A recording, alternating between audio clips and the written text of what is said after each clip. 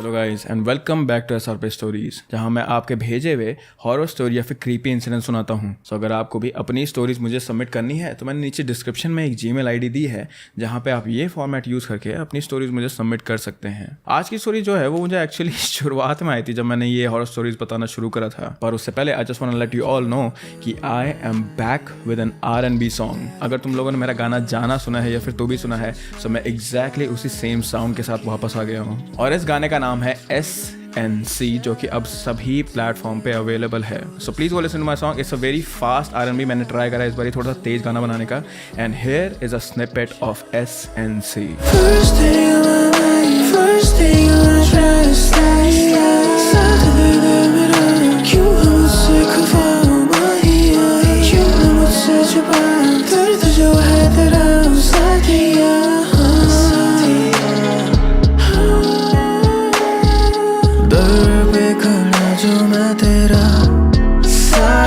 ये क्या मर्तबा है, मर्तबा ज़हन में चढ़ा है जो नशा। ये गाना सभी प्लेटफॉर्म पे अवेलेबल है, पर specifically I think so you all listen to songs on Spotify.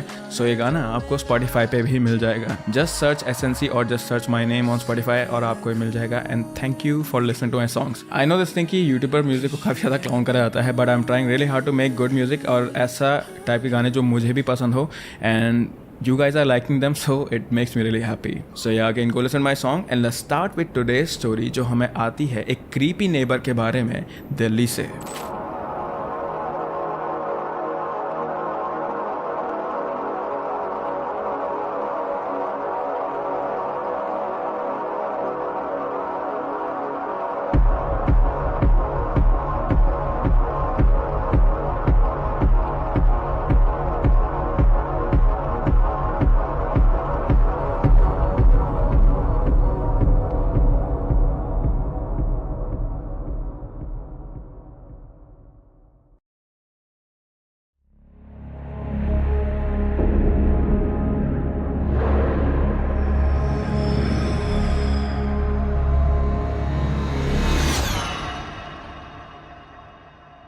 Hello, मेरा नाम माया है और मैं 21 साल की कर्नाटका की स्टूडेंट थी जब मैं दिल्ली अपनी पढ़ाई करने के लिए आई थी।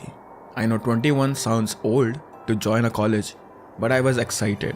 और ये इसलिए भी हुआ क्योंकि मैंने 2 ईयर का गैप लिया था अपनी पढ़ाई के लिए, बट अनफॉर्चुनेटली मैं कोई भी एग्ज़ाम क्लियर नहीं कर पाई। Still my parents believed in me और उन्होंने मुझे दिल्ली में कॉलेज में एडमिशन दिला दिया था। And I know this thing that it was costly for them, but I was here to prove myself, and my parents, they just let me do what I wanted to. तो मैं ज़्यादा details में नहीं जाऊँगी कि मैं कौन से कॉलेज में थी, क्या कर रही थी, पर जब मैं 21 साल की उम्र में दिल्ली में आई थी तो it was very overwhelming for me. ये शहर बहुत ही ज़्यादा नया था मुझे और यहाँ की भीड़ बहुत ही ज़्यादा थी।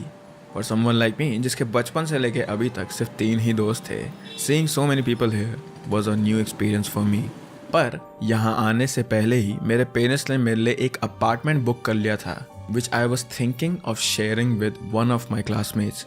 पर शुरुआत के 3-4 महीने मैं इस अपार्टमेंट में अकेले ही रहती थी। And let me tell you this thing, I am 26 right now and I still live in that same flat. हमारे इस फ्लैट में 4 बिल्डिंग्स थी, A, B, C and D, और मैं बिल्डिंग C में रहती थी ऑन द 8th फ्लोर। और हमारे फ्लोर में कुल मिला के 4 और फैमिलीज रहती थी, जिनमें से मेरे नेबर्स का नाम था मिस्टर वर्मा, और उनकी खिड़की मुझे अपने अपार्टमेंट से बिल्कुल साफ नज़र आती थी। जब मैं शुरू में यहाँ आई थी तो मिस्टर वर्मा बहुत ही ज़्यादा फ्रेंडली थे। उनकी बीवी का देहांत हो चुका था, पर उनका बड़ा बेटा और उसकी बहू भी यहीं इनके साथ रहते थे। मिस्टर वर्मा के बेटे ने तो मुझे मूव इन में भी हेल्प करी थी, सामान अंदर रखने में, और पहले कुछ दिनों तक उन्होंने मेरे लिए खाना भी बनाया था, which I am really grateful for. And because they were so nice to me, तो मैं उनके घर बार बार जाती रहती थी, क्योंकि नए टाइम में मेरे पास यहाँ दिल्ली में कुछ करने के लिए नहीं था, एंड मैं कुछ ज़्यादा कीन भी नहीं हूँ बाहर घूमने के लिए। I like my space and I like being inside. इसीलिए सोशल इंटरेक्शन करने के लिए मैं मिस्टर वर्मा के घर में जाती थी। शाम को उनके साथ चाय पीना, दिल्ली के बारे में बात करना, उनके बचपन के बारे में बात करना, कैसे उन्होंने दिल्ली को चेंज होते हुए देखा था, ये सारी चीज़ें मुझे बड़ी फैसिनेटिंग लगती थी। But there was something wrong in that apartment. हर बारी जब भी मैं उनके घर में जाती थी मुझे कुछ ना कुछ तो अजीब सी फीलिंग आती थी। इट वॉजंट देयर बिहेवियर और समथिंग लाइक दैट, बट इस अपार्टमेंट से मुझे कुछ अजीब सी वाइब आती थी which I could not shake it off. I had this gut feeling कि यहाँ कुछ तो गड़बड़ है, पर मुझे ये नहीं पता था कि मेरे साथ अब फ्यूचर में क्या होने वाला है। जैसे कि मैंने कहा, मिस्टर वर्मा पहले तो बहुत ज़्यादा फ्रेंडली स्वभाव के थे। एक बुजुर्ग आदमी जिनकी बहुत ही ज़्यादा वार्म सी स्माइल होती थी, जो हमेशा ग्रोसरी खरीदने में या फिर इस शहर की कहानियाँ बताने में हमेशा फ्रेंडली रहते थे। पर वो हमेशा ये चीज़ कहते थे कि उन्हें अपने गांव से बहुत ज़्यादा प्यार है, तो अपनी बीवी के देहांत के बाद कभी वापस गांव क्यों नहीं गए। ये सवाल मुझे हमेशा खाता रहता था। एंड ऑल्सो मैं जब भी उनके घर जाती थी वहाँ से कुछ ना कुछ अजीब सी बदबू आती रहती थी, which I did not know कि वो क्या था। मेरे कॉलेज स्टार्ट हुए अब 2 महीने हो गए थे और अब मेरा मिस्टर वर्मा के घर जाना थोड़ा कम हो गया था। I also had my new roommate जो कि बहुत ही ज़्यादा प्यारी थी, एंड हम दोनों के सेपरेट रूम थे। But if I am being honest, हम दोनों उसी के कमरे में रहते थे पूरा दिन भर कॉलेज आना, वहाँ से वापस आके गप्पे मारना, हमारा दिन ऐसे ही कट जाता था। बस रात को सोते समय मैं अपने कमरे में जाती थी, और जब भी मैं अपने कमरे में जाती थी मिस्टर वर्मा की विंडो से कुछ ना कुछ अजीब सी बदबू आती रहती थी। That was one of the reasons कि क्यों मैं अपनी रूममेट के कमरे में बैठी रहती थी, because I just could not stand that foul smell. एक दिन जब मैं रात में सो रही थी और मेरी रूममेट घर में नहीं थी उस समय, तो मुझे रात के करीब 3 बजे एक बहुत ज़ोर का साउंड आया। It almost felt like a hammer जो कि दीवार पे मारा गया हो, और उसके बाद मुझे किसी औरत के चीखने की आवाज़ आई।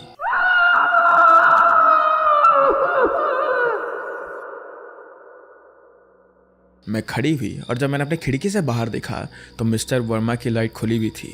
आई वॉज ट्राइंग टू सी कि वहाँ आखिर हो क्या रहा है, पर तभी अचानक मिस्टर वर्मा ने मुझे खिड़की से देखा और वो बस मुझे घूरते ही रहे। It was very scary for me to see him like that, but I could not take my eyes off theirs. और देखते ही देखते उन्होंने कमरे की लाइट बंद कर दी। मुझे 100% ये श्योर था कि मैंने किसी औरत की आवाज़ सुनी है, तो मुझे लगा कि शायद से उनकी बहू को कुछ हो गया है। इसीलिए मैं भागकर मिस्टर वर्मा के कमरे के पास गई। मैंने उनकी डोरबेल बजाई, पर डोरबेल की आवाज़ मुझे नहीं आ रही थी। So I tried knocking on their door, पर तभी मुझे ये चीज़ रियलाइज़ हुई कि उनका दरवाज़ा तो खुला हुआ है। And to make the matter worse, it was raining that day, as if पूरा यूनिवर्स मुझे डराने की कोशिश में लगा हुआ था। बट मैंने हिम्मत जुटाई और सिर्फ उनकी बहू के लिए मैं इस कमरे के अंदर गई।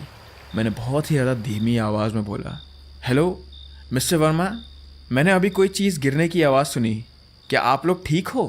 किसी ने भी मेरे सवाल का कोई रिस्पॉन्स नहीं दिया। So I started going to their bedroom. जैसे जैसे मैं आगे चल रही थी मुझे मेरे पैर पर कुछ चिपचिपा सा फील हो रहा था, but I could not see anything in the dark, so I just kept on moving forward. अपने हाथ से जगह को फील करते हुए मैं फाइनली एक दरवाजे पे पहुंची, जिसे धीरे से धक्का मार के मैंने अंदर झांकने की कोशिश करी, और जो मैंने उस कमरे के अंदर देखा उसे देखकर मुझे भी विश्वास नहीं हुआ कि ऐसी चीज़ इस दुनिया में हो सकती है। Now to be completely honest, I don't know what that thing was, पर मैंने एक काला कपड़ा देखा जो कि एक बॉल की शेप में रैप था। उसके आसपास कहीं सारी कैंडल लगा रखी थी, और मिस्टर वर्मा अपने घुटनों के बल बैठकर उसके सामने माथा जोड़ रहे थे।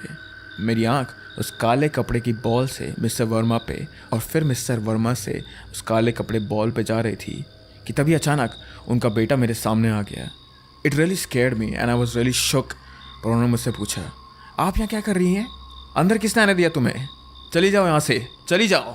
आई could not think of anything and I just said sorry, and मैं वहाँ से जाने ही वाली थी, पर तभी अचानक से मुझे दोबारा से मिस्टर वर्मा की बहू की आवाज़ उस कमरे से आई। I knew something was wrong, so I started looking for my phone in my pocket. मैंने अपना फ़ोन अपने राइट पॉकेट से बाहर निकाला और वहीं पे खड़े होके मैं पुलिस को डायल करने लगी कि तभी मुझे दोबारा से अपने पैर पे कुछ चिपचिपा फील हुआ। मैंने अपने फ़ोन का टॉर्च खोला और धीरे से अपने फ़ोन की लाइट नीचे करी। So then I realized that there was something slimy and green colored substance over there. मुझे आज तक भी ये नहीं पता है कि वो चीज़ आखिर थी क्या, but after seeing that, I started to run towards my room. मैं भागी और उनके दरवाजे पे पहुंची कि तभी मुझे एक और लास्ट बार मिस्टर वर्मा की बहू की आवाज़ आई. And I feel guilty saying this thing even now. पर मैं उनकी आवाज़ सुन के भी नहीं रुकी और मैं सीधा अपने कमरे में भाग गई. अपने कमरे में जाते ही मैंने पुलिस को कॉल लगाया and I told them everything that happened with me that day. पर पुलिस का रिस्पॉन्स ये था कि you are just dreaming. They were asking me details about Mr. Verma, but how could I give them details when I don't know them that well? And all they told me was कि हम कल सुबह आके check करेंगे ma'am, please try to sleep. I was so nervous that I started calling everyone and मैंने अपने कमरे का दरवाज़ा भी लॉक कर दिया था. पर इतनी रात में कोई मेरा फ़ोन नहीं उठा रहा था. So it made me more scared. मेरे चारों तरफ सन्नाटा ही सन्नाटा था. बस कुछ हवा की और बारिश की आवाज़ मुझे आ रही थी. धीरे धीरे बारिश कम हुई and I started peeping through my window again. मैं मिस्टर वर्मा के कमरे की तरफ देख रही थी कि अचानक से उनकी कमरे की लाइट खुली और मिस्टर वर्मा ने अपनी खिड़की का पर्दा हटाया. He looked at me and he just said, बेटा सो जाओ, बहुत रात हो गई है. And that really scared me. उसके अगले दिन जब मैंने दोबारा पुलिस को कॉल करा तो उन्होंने मुझसे कहा कि मैं फ़ोटो खींच के रखूं जो भी वो चीज़ें हुई थी. पर सच बात बताऊं तो मेरी मिस्टर वर्मा के घर के अंदर जाने की हिम्मत नहीं हो रही थी. I just asked my college friend to come with me, क्योंकि वो बहुत लंबा चौड़ा था तो मुझे उसके साथ थोड़ा डर नहीं लग रहा था. और जब वो कॉलेज के बाद मेरे साथ वापस आया तो हम दोनों मिस्टर वर्मा के कमरे के अंदर गए. पर वहाँ पे कुछ भी नहीं था.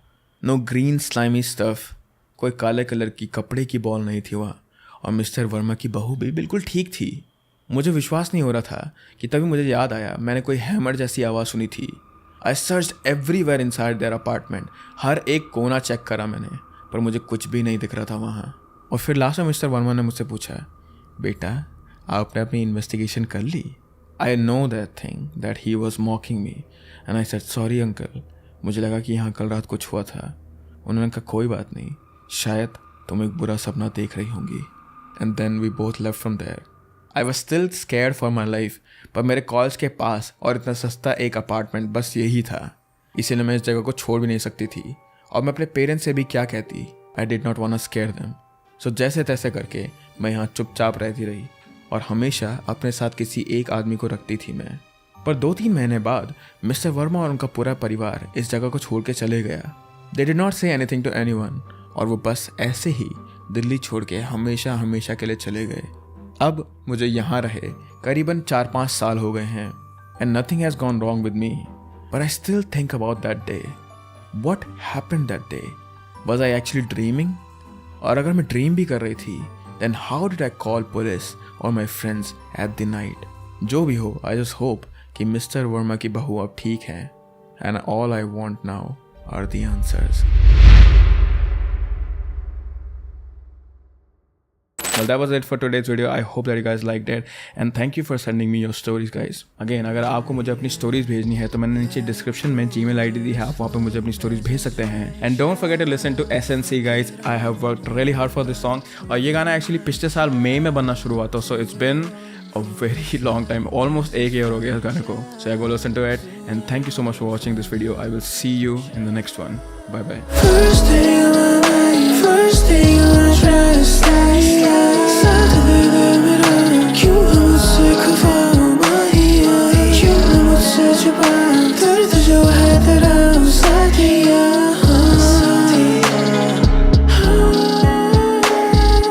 दर पे खड़ा जो मैं तेरा साथ है, ये क्या मर्तबा है मर्तबा, ज़हन में चढ़ा है जो नशा.